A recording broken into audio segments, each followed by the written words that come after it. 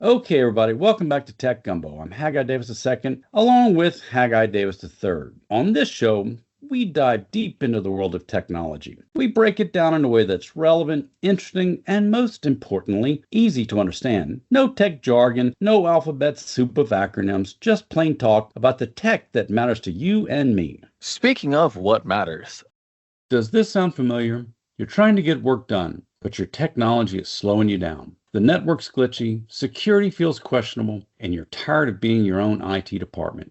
It's time for a change. It's time for a 180. Since 1997, 180 Pros in Baton Rouge has been helping small and medium-sized businesses stop battling their tech and start growing their business. They're not just another IT company. They're your trusted technology partner with certified engineers and network analysts who don't just fix problems, they prevent them.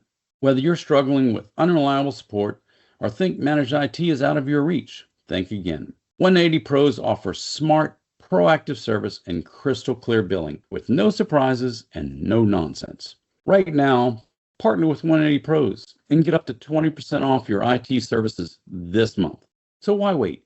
Call 225-330-2200 or visit 180pros.com today. That's 180pros.com. 180 Pros, where IT actually works for you. now let's get back to talking tech. Okay, Mr. Davis, let's have a couple of guests here on Tech Gumbo with us today. I'm excited for today's guests. We are being joined today by Greg Trahan, the LSU Assistant Vice President for Strategic Research Partnerships, and Dr. John Flake, Associate Vice President for Research and a Professor of Chemical Engineering at LSU. Gentlemen, welcome to Tech Gumbo. Thanks. Yeah, it's great to be here. Thanks for having us. Greg, you've been here before several times. Always great to have you back on with us. You've got some really big announcements that you guys just released. Yeah, just a couple of weeks ago at Washington Mardi Gras, John and I and our Office of Research, led by Dr. Robert Twilley, we were joined by President Roos and Chancellor Jim Dalton, announced several partnerships with national labs and the Department of Defense, or Department of War, that we're very excited about. And these have some big, interesting implications for a lot of the areas of research at LSU on which we've been working. Big and interesting. Go on. Well, I'll defer to my colleague, John, Dr. Flake, on the National Lab, but at a high level, with Army Cyber Command, we were joined by a four-star general from the Army and the three-star commanding officer at U.S. Army Cyber Command. And U.S. Army Cyber Command is based out of Fort Gordon, Georgia. That's near Augusta. And U.S. Army Cyber Command manages the Army's defense network. And it's a relationship we've been working on for a couple of years. And I'm proud to say LSU is really only a handful, maybe the third or fourth university with whom they partnered in this way. But it became clear after kind of figuring out what we were good at and what they needed and what they wanted to do, that we saw an opportunity to work together. And so we didn't want to miss the chance in Mardi Gras to just let the world know that we were friends. Dr. Flake, tell us a little bit about the relationship with Argonne and Oak Ridge. Yeah, on the energy side, we signed formal collaboration agreements with two of the national labs, Argonne near Chicago and Oak Ridge near Knoxville. You know, these national labs, there's 17 of them. They're funded by the taxpayer through the Department of Energy. They came out of the Manhattan Project. And they have several missions. One is to safeguard nuclear materials, but the other is to do research around energy. And so we've had collaborations with these labs for a long time. We've had faculty that go visit and use equipment there. They have some special tools. They have a neutron source at Oak Ridge. They have a synchrotron at Argonne. And so our faculty have been collaborating there for a long time. But this agreement really just pushes that forward. Louisiana is a really energy intensive state. You know, it's hard to translate that of how much energy we use. The number I use is about 100 gigawatts. So if you know what a 100-watt light bulb is, we use about 1 billion times more energy than that 100-watt light bulb. Or another analogy would be the bill. If you had to pay for this energy on an hourly basis, it would be between $2 and $3 million per hour to run Louisiana. So we're really energy intensive, and that's going up. You know, you're getting more energy demand from AI. More chemical companies want to expand. You're also exporting more LNG. So the demand for energy continues to rise. So LSU plays a role in figuring out how to be more efficient and how we use energy, for everything, for manufacturing, for AI, for electricity. And so this collaboration with the national labs really helps us, do what our mission is to serve Louisiana. When you're doing these collaborations, this is not just faculty that's involved. If you're a student, even a research student at LSU, you're getting to play in this kind of high-end game as well. Yeah, we in these collaborations we have a lot of students who do summer internships at the labs. A lot of them find permanent employment there, both at Oak Ridge and Argonne and all the national labs. We send our alumni, and they take on roles, leadership roles within the national labs. Yeah, it goes both ways. Sometimes people from the national labs come to LSU to work with us, so it's really a two-way street. On the student side for Army Cyber Command, it's interesting because the national labs, I think, they're really an inherently R&D facing enterprise. I mean, that's kind of their ethos. That's, like John said, Manhattan Project. When you look at their origin story, Army Cyber Command is different. Army Cyber Command is an operational warfighting command. Its primary mission is really to operate and defend, but also attack. It is an attack force in cyberspace for the Department of War. So the kinds of students they need, the kinds of talent they need, are really students who are oriented towards operational service in support of and in defense of the country. So they're really, these partnerships are they converge on a few key areas, but they're very different. But Haggai, to your point about students, one of the things that we intend to do with Army Cyber Command is send students, U.S. citizen-based Louisiana kids who are excited about service to the country, really kind of like hearkening back to LSU's origins as a military academy and saying the future of war, the future soldier is going to be fought in a cyberspace domain. So you need a very different kind of talent. We produce exceptionally talented, deeply technical kids, and they want to serve. So to John's point about LSU's role is service to not only the state but to the nation. We're excited to put some of these students in the fight, and I say that kind of figuratively, but Army Cyber Command is very interested in pulling these students and teaching them how to be effective, fighters, war fighters in cyberspace. That theme that the future will be fought with ones and zeros and not bullets is something that has come up numerous times in Tech Gumbo stories over the years when we're talking about hacking between nation states and cyber defense, and that especially as we see a lot of these major hacks of large companies are, while yes, it is someone going after a private company, it's by a nation state because some of America's largest companies are so synonymous with America. They're so vital to our economic prosperity that there's such a cross section there. And so the fact that, these are LSU students, these are, Louisiana native students, and the fact that LSU is part of that and able to really be on the forefront of that is incredibly exciting and not something that existed 15 years ago when I was there. It's exciting to think where we've come. I think the very first time that we spoke on the podcast was talking about our NSA designation, National Security Agency designation. And I often say, and I said it to Army Cyber Command, I would say it here, for people that don't think, or who might say, oh, LSU isn't good at cyber, I would say, well, okay, ask the NSA who they think is good at cyber. And NSA will tell you LSU is exceptional at cyber. And what that means, as we received their most technical designation, the Center of Academic Excellence in Cyber Operations.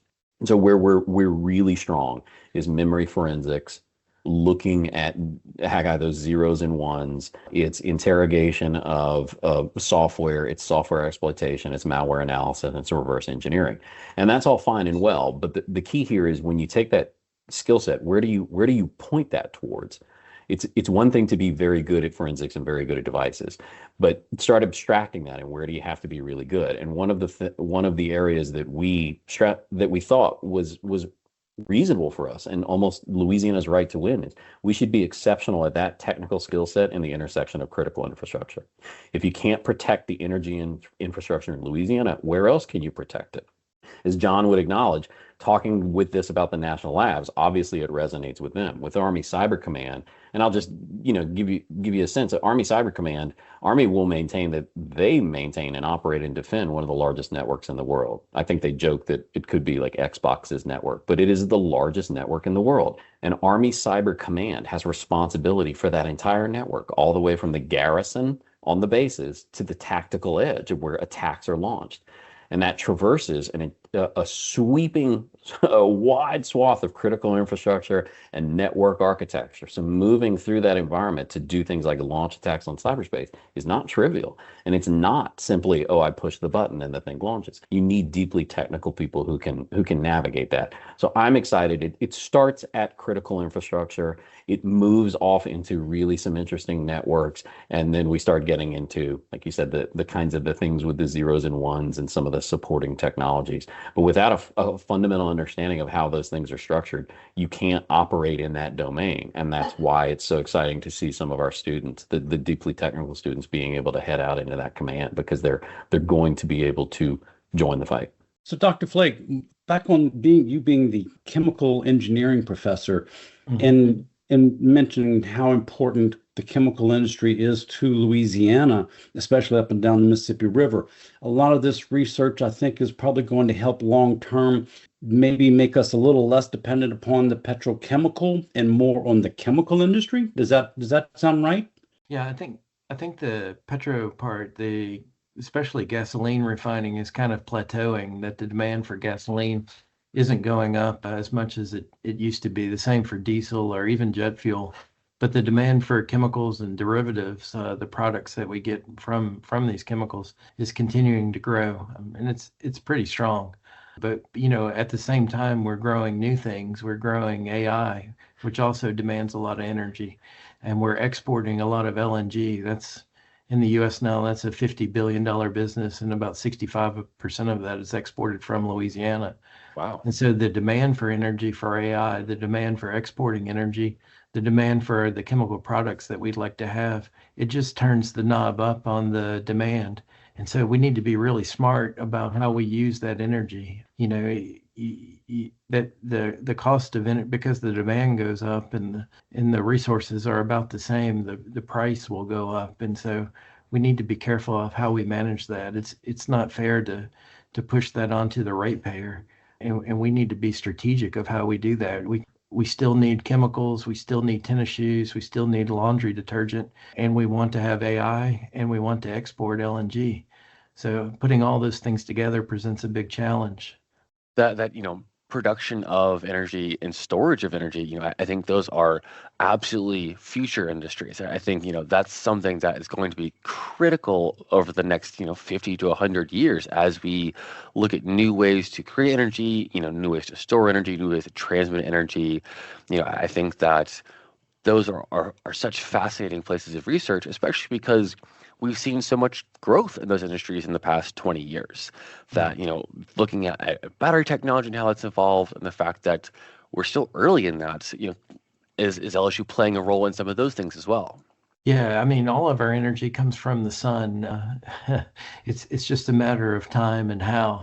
So, the sun drove those biological reactions that created carbohydrates, and in geology and time turned them into hydrocarbons. And then the same for even nuclear. That may not have come from our sun, but those atoms were put together in some sun. And so all of our energy comes from either our sun or another sun. And it's just a matter of how efficient we are at using those resources, those natural resources. Wind and solar, we've looked at that in Louisiana, and there's certainly a role to play there. There are certainly opportunities. But, the chemical industry really needs dispatchable energy, that you need it to be continuous and ready all the time. And natural gas plays that role really well. And so, what we're looking at in that regard is nuclear. And nuclear is also, 100% on.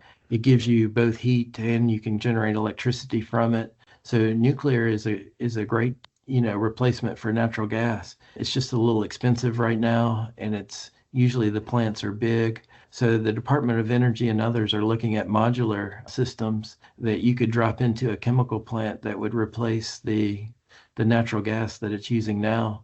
and still be able to produce the same products like ethylene or ammonia, but it's just a different way. And they're also looking at how you share that energy. Like right now at the fence line is where the energy stops passing, but sometimes we'll have one plant right next to another, and one plant, like a chloralkali that makes chlorine, may need a ton of electricity, and the plant right next to it, an ethylene cracker, may need tons of heat. And so if we can figure out how to share that energy, it's a better way to optimize what we're doing, and it's less expensive for everyone, including the consumer, the ratepayer who's paying your home electric bill.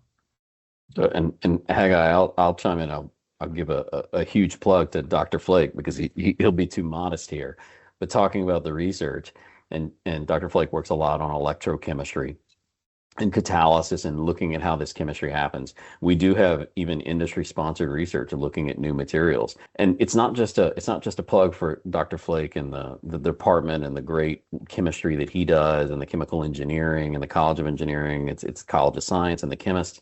If you wanted to know why research universities exist, is because in the absence of this, no one else is doing it. And really, you have companies who are saying, you have batteries, but the technology has to evolve. And so when you think about the kinds of things that have to evolve, fundamental understanding of electrochemistry, you need new materials, you need new manufacturing processes, you need energy distribution systems, you need to understand all these things at a fundamental level. So some of the recent partnerships we have, yet unannounced, are around things like battery technology. We have some interesting work. And it is not the theoretical. It is very practical. It is help us develop this thing, this piece of thing. And it all goes back to what John said, which is if you're going to do that kind of activity, where else would you do this but Louisiana? Because when you need to deploy this stuff at scale and legitimately store electrons and move them quickly, this is the kind of place that you'll find not only the customers, but LSU is showing that no, we have the research and the researchers that make that possible to do it here.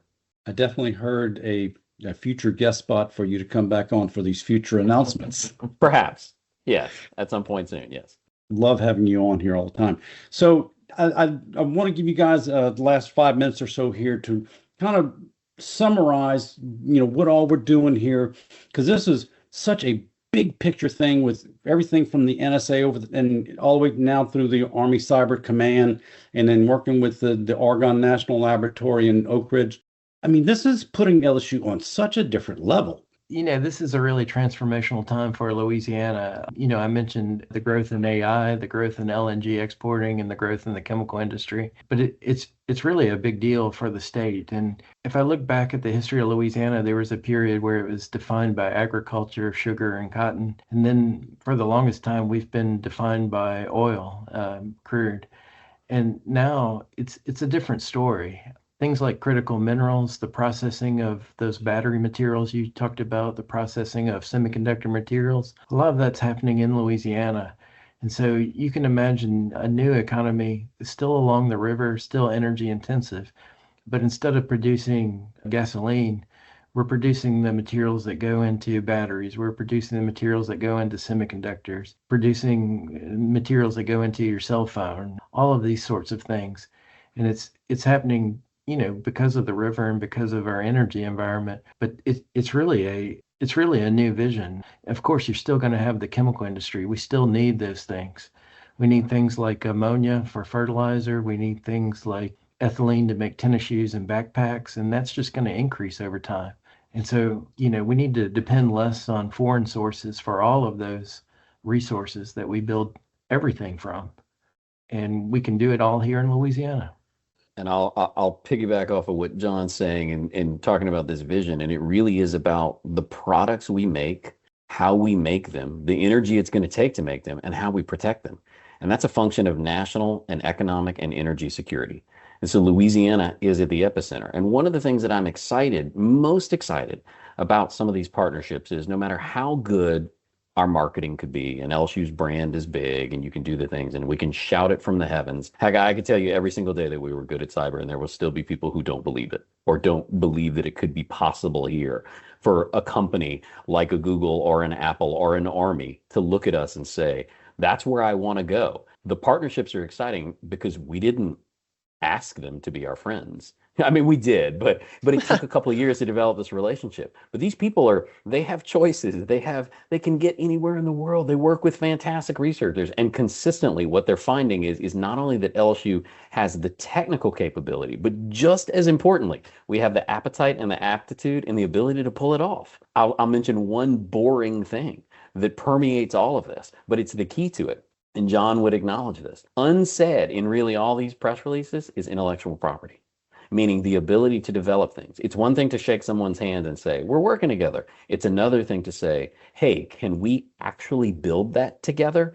And these agreements are stronger than normal handshakes. Why? Because they're focused on talent and technology development. So that the new definition, the new vision for Louisiana has to be that not only can you make the stuff here, the widgets here, the tools here, the techniques here, but you have to make the people here that are possible to do it all, because the ultimate incentive is talent. You start producing those people and all of a sudden other agencies, other companies, other industries will start finding their way to our door. Gentlemen, I want to thank you both for spending just a few minutes here on Tech Gumbo with us. This is so enlightening, and being LSU alumni, as Haggai and I are, so very proud to see LSU just really shine like this. Happy to be here. Thanks. It's a pleasure, and I think it's what LSU as a flagship institution, it's our job. It's what we should be doing, and we're glad that we get to play a small part in trying putting this together for our students and researchers for Louisiana. Gentlemen, you are always welcome back here on Tech Gumbo. Thanks so much. Thank you. Go Tigers. Go Tigers. Thanks for tuning in to Tech Gumbo. And don't forget, we are here for you every weekend on Talk 107.3 FM. If you've missed an episode or want to revisit a great tech discussion, we've got you covered there. Find us wherever you get your podcasts. Be sure to like and subscribe so you never miss us. And hey, we also love hearing from our listeners. If you have any suggestions, you want to submit a question, or you just want to say hi, head over to our website at www.techgumbo.net. Thanks again for joining us on Tech Gumbo.